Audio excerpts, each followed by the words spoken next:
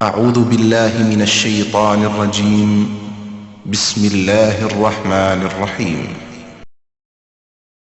جب تو پیدا ہوا کتنا مجبور تھا، یہ جہاں تیری سوچوں سے بھی دور تھا، ہاتھ پاؤں بھی تیرے اپنے نہ تھے،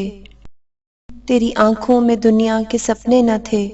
تجھ کو آتا تھا جو صرف رونا ہی تھا، دودھ پی کر تیرا کام سونا ہی تھا، تجھ کو چلنا سکھایا تھا ماں نے تیری،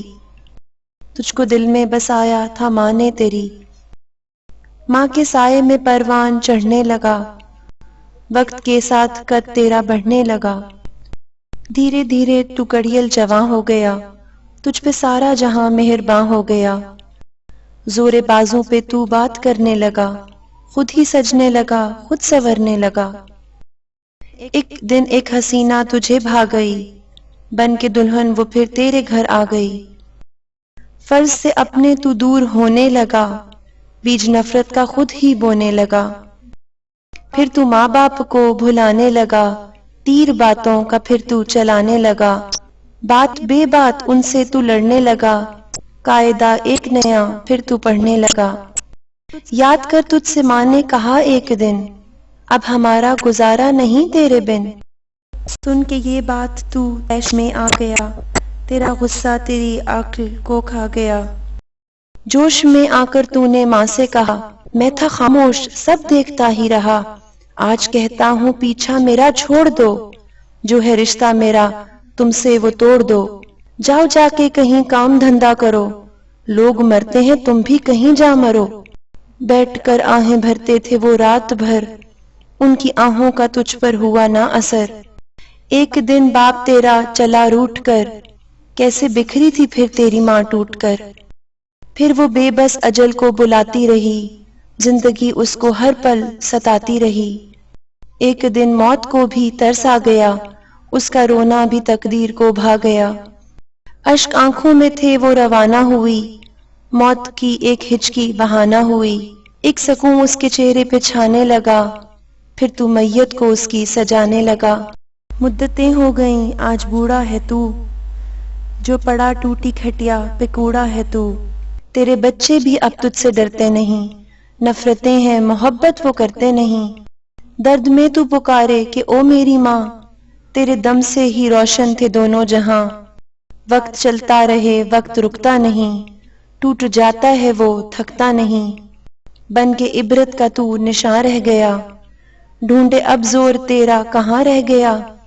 تو احکام ربی بھلاتا رہا، اپنے ماں باپ کو ستاتا رہا، کاٹ لے تو وہی تو نے بویا تھا جو، تجھ کو کیسے ملے تو نے کھویا تھا جو، یاد کر کے گیا دور رونے لگا، کل جو تو نے کیا آج ہونے لگا، موت مانگے تجھے موت آتی نہیں، ماں کی صورت نگاہوں سے جاتی نہیں، تو جو کھانسے تو اولاد ڈانٹے تجھے، تو ہے ناسور سکھ کون بانٹے تجھے، موت آئے گی تجھ کو مگر وقت پر، قدر ماں باپ کی گر کوئی پہچان لے، اور لیتا رہے وہ بڑوں کی دعا، اس کے دونوں جہاں اس کا حامی خدا۔ ایک شخص نے رسول اللہ صلی اللہ علیہ وسلم کی خدمت میں عرض کیا، یا رسول اللہ، ماں باپ کا اولاد پر کیا حق ہے؟ فرمایا، وہ دونوں تیرے حق میں جنت اور دوزخ ہیں، یعنی ان کی خدمت اور اطاعت تمہیں جنت کا مستحق بناتی ہے اور نافرمانی دوزخ کا۔ ایک شخص حضور صلی اللہ علیہ وسلم کی خدمت میں حاضر ہوا اور عرض کیا، میرے باپ کے پاس میری کچھ رقم ہے، دیتا نہیں ہے، تو رسول اللہ صلی اللہ علیہ وسلم سیدھے ہو کے بیٹھ کے اور روئے مبارک اس آدمی کی طرف کر کے فرمایا، تو اور تیرا سب کچھ تیرے باپ کا ہے۔ ایک آدمی نے اپنی والدہ کو کندھوں پر بٹھا کر طواف کروائے تھے، تو اس نے نبی اکرم صلی اللہ علیہ وسلم سے سوال کیا، کیا میں نے اپنی ماں کا حق ادا کر دیا؟ تو آپ صلی اللہ علیہ وسلم نے فرمایا، نہیں، بلکہ تو نے تو ابھی ایک رات جب اس نے تمہیں اپنی سوکھی جگہ لٹایا اور خود گیلی جگہ پر لیٹی، اس کا حق بھی ادا نہیں کیا۔ حضرت عائشہ رضی اللہ تعالی عنہ سے روایت ہے، رسول پاک صلی اللہ علیہ وسلم کے پاس ایک آدمی آیا اور اس کے ساتھ ایک بوڑھا آدمی تھا۔ آپ صلی اللہ علیہ وسلم نے پوچھا، یہ بوڑھا آدمی کون ہے؟ اس نے عرض کیا، یہ میرا والد ہے۔ تو پھر آپ صلی اللہ علیہ وسلم نے فرمایا، اس سے آگے چلنے کی کوشش نہ کرو، اس سے پہلے بیٹھنے کی کوشش نہ کرو۔